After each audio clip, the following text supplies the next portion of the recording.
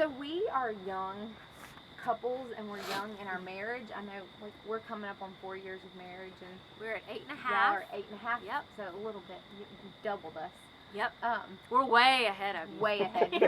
There's so much wisdom right here. Right here. So much wisdom. I feel a lot of it from right here. If y'all would just listen to us. Yep. Set. But in doing marriage and in doing life with another person, there's so much about honor and honoring our spouses that I feel like creates a healthy marriage. And who doesn't want a healthy marriage? Who doesn't want a happy, healthy marriage? Being married, who doesn't want to be married to their best friend and have fun and feel loved and cherished? And so I just wanted to talk about some practical ways that we honor our spouses, like in our everyday life. Like, that term is easy to throw around, like honor your husband, love your wife, honor your wife. Right. But like, how practically do we honor each other?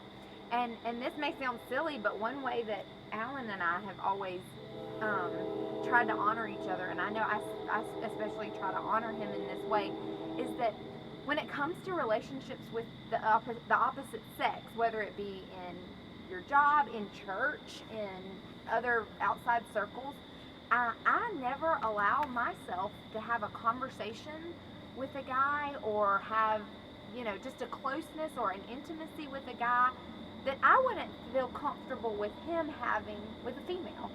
And if the roles were reversed. If the roles were flipped and, he were in this situation with a female, I might be a little uncomfortable with that. And so just having that's awesome. That boundary there, I think has kept, us from relationships that could have, cause problems in the future, even if it's nothing that would, be like infidelity or anything, but just keeping the purity in our relationship there, and just honoring my husband in not having any kind of intimate relationship like that with any other man.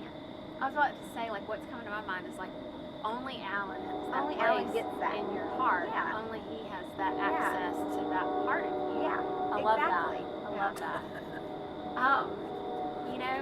When I was thinking about this topic, I realized that Andrew and I have had a culture in our relationship from the very beginning without ever talking about it, without ever laying out, this is our standard. It's just been there.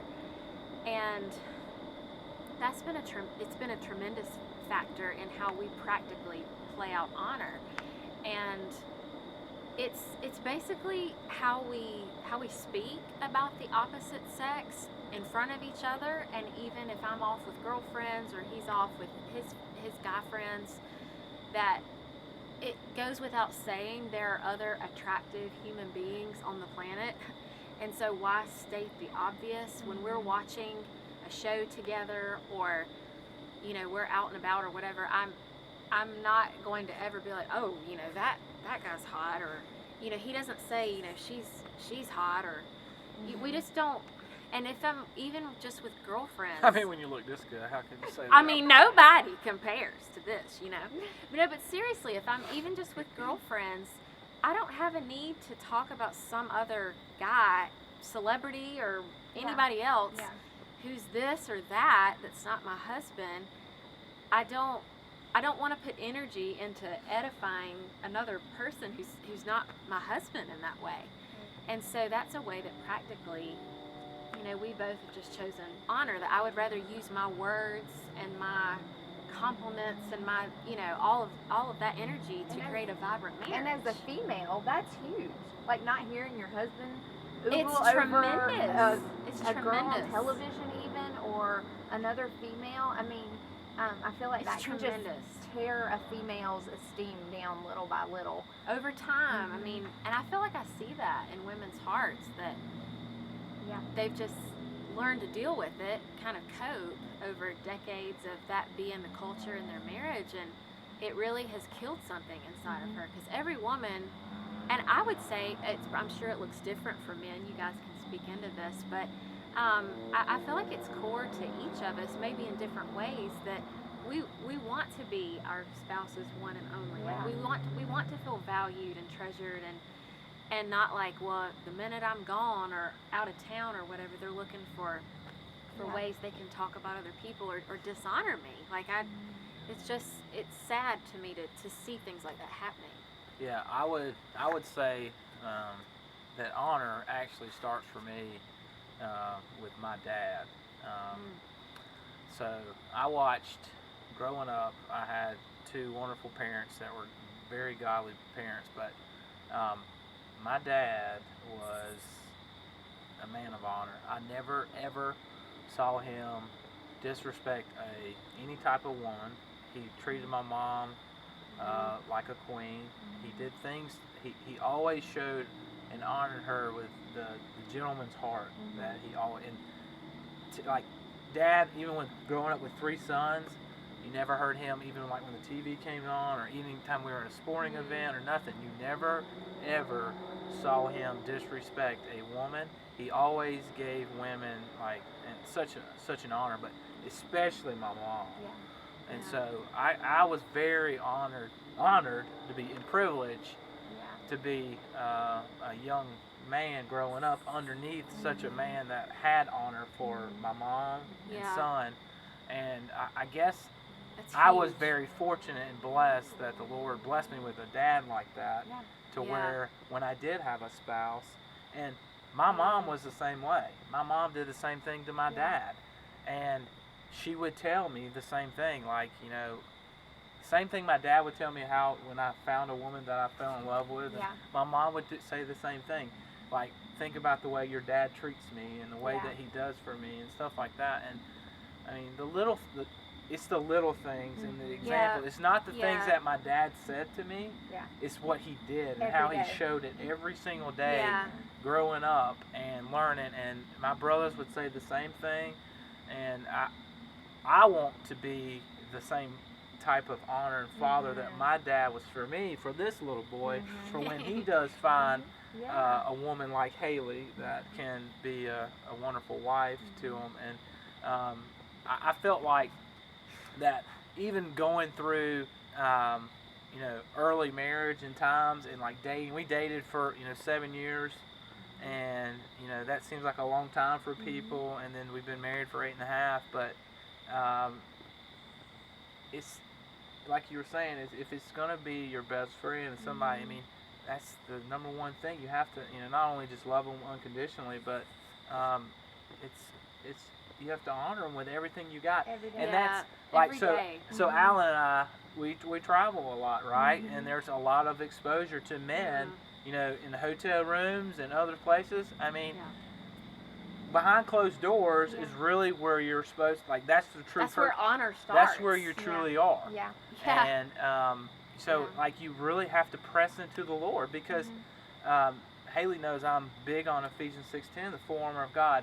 You literally, as a man, our eyes and everything is just so impactful on us, on what things come against us. And I pray the full armor of God over our baby now, over Hayley, over my eyes, for every single thing we do, because the enemy will come and attack you, especially when you're away from your spouse. It's easy when you're together, right? Yeah. It's not, it's when you're apart, like you're saying, Yeah. trying not to get with You're isolated. You're isolated. alone. But I guess I'll bring it back to my dad and my mom for raising me the way they did, and the example, not just the words that they instilled in me, but I'm forever grateful for having that instilled in me, that maybe they've passed that seed. I can pass that on. Not to say that I'm perfect or anything. I'm just saying my so close though. my so close. Right there. I give. Right there. It's I mean, it's. I would say Yeah. my And parents it's, are it. I mean, it's a gift to be able to say that. I think Yes. most people couldn't say, that they've necessarily had, Seen that from the beginning. that they've seen that from the beginning. So I think that's really powerful. Do either of you guys have anything to speak into? Well, what if that's not the example you've had, or what if this is entirely new to you? Like what is honor? Like, Yeah, and like- practically, yeah. Like Yeah. you said, like it's every day. I think part of honor too is not just what we, protecting our eyes. Of course, I'm a huge proponent of protecting your eyes against pornography and things like that, because it truly is a battlefield in which men have this. It's a daunting place to be. Yeah. But I also believe that, truthfully, a lot of what men do today is, and women too, is getting into a place of where, our spouse does something that frustrates us, and we have people, coworkers that we're with, or even friends, making those things known to people. Because there's areas where you talk about the full armor of God, it talks about the shield of faith.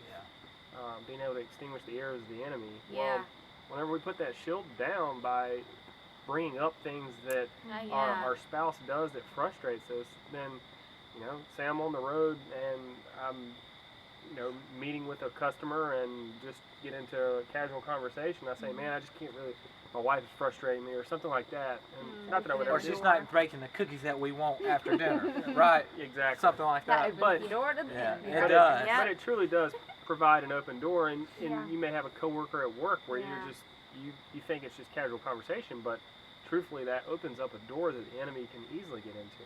Yeah. Absolutely. and- I love that imagery you brought into, like, you're letting your shield of faith down in a sense by saying things that are dishonoring. You're Yeah. kind of like opening this door to darkness, Yeah. And- whether you realize that or not. I don't know what the percentage is, but you always see, like, sometimes when people do get divorced or separated or have marital affairs or whatever, you're like, man, this guy's good looking, but the girl that he was is not. Whoa, what's the matter? Yeah. I mean, Right. what you're saying is probably the things that he's been complaining about his spouse not honoring, and he's finding Yeah. it within Well, her or right. vice And- versa. And so a lot, many studies have been done on it to where women really are attracted to things emotional.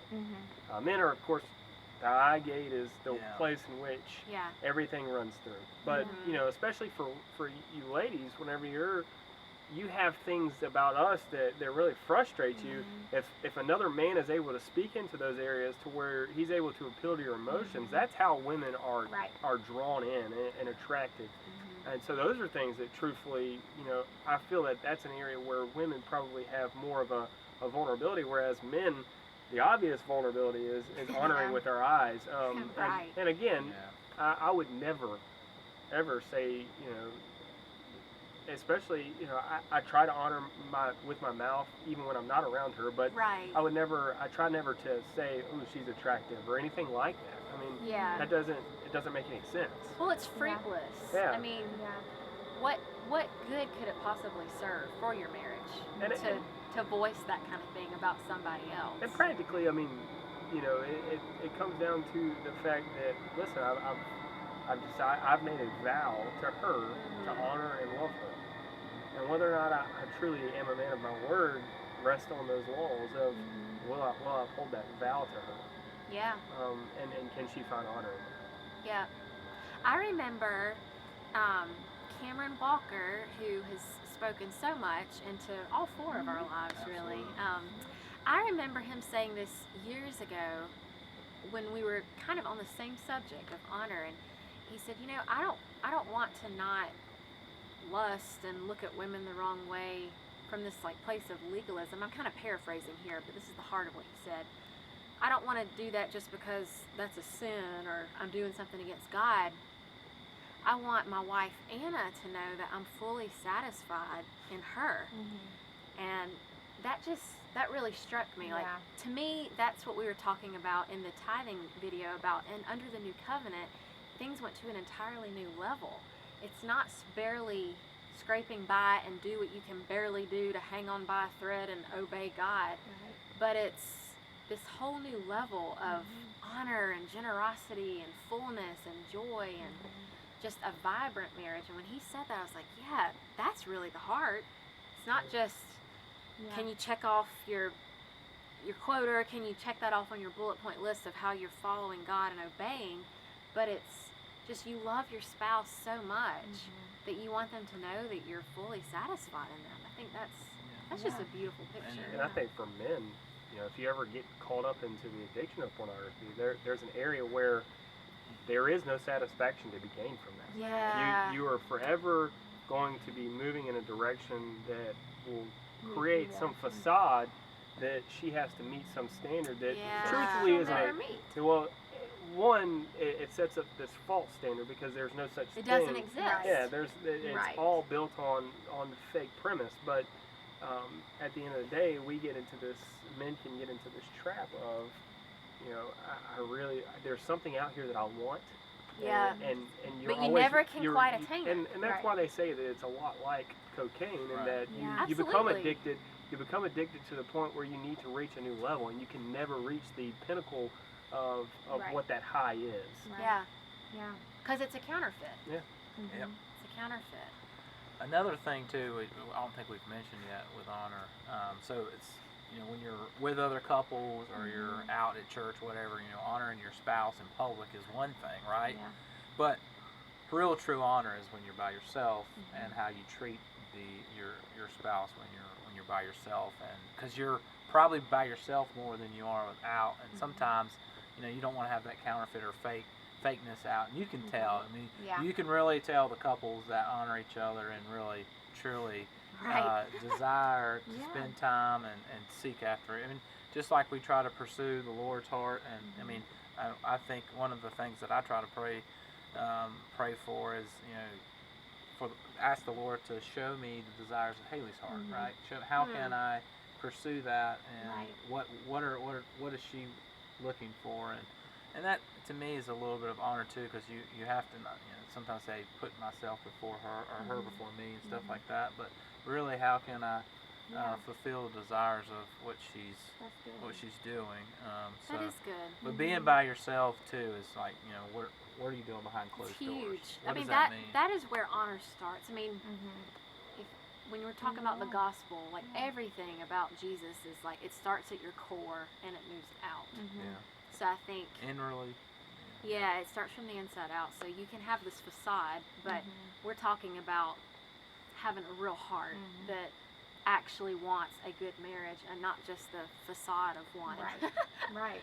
Or one that, the appearance Right. that the marriage is strong, but one that you truly are satisfied in. Mhm. And I really believe this honor component, and you guys can tell me what you think, but I see so many people around us who are really dissatisfied in marriage. And I mean, we were told when we got engaged, oh gosh, wait longer, wait till you're 30, and you see all these people who are very unhappy in marriage. And I feel like one of the big factors in that has to do with honor, that it never was agree. established way back when.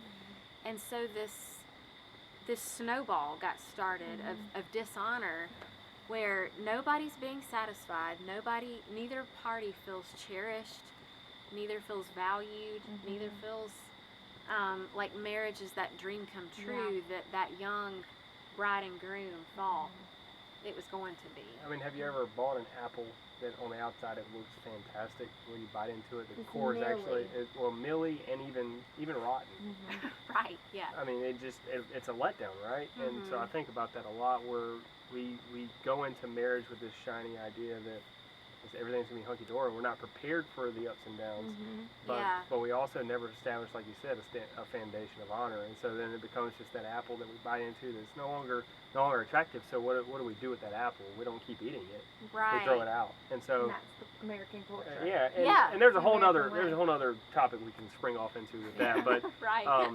He needs cookies. yeah, he needs cookies. Oh, need some cookies. I mean, Haley says that in one of her blogs. She talks about, we spend so much time preparing for the actual wedding, but we don't actually spend the time preparing for Preparing marriage. for the marriage. Oh my word. So, That could I be mean, a video that's in itself. I think, That's and a- there's Yeah. nothing wrong with a beautiful wedding day, but I think especially in our culture, Yeah.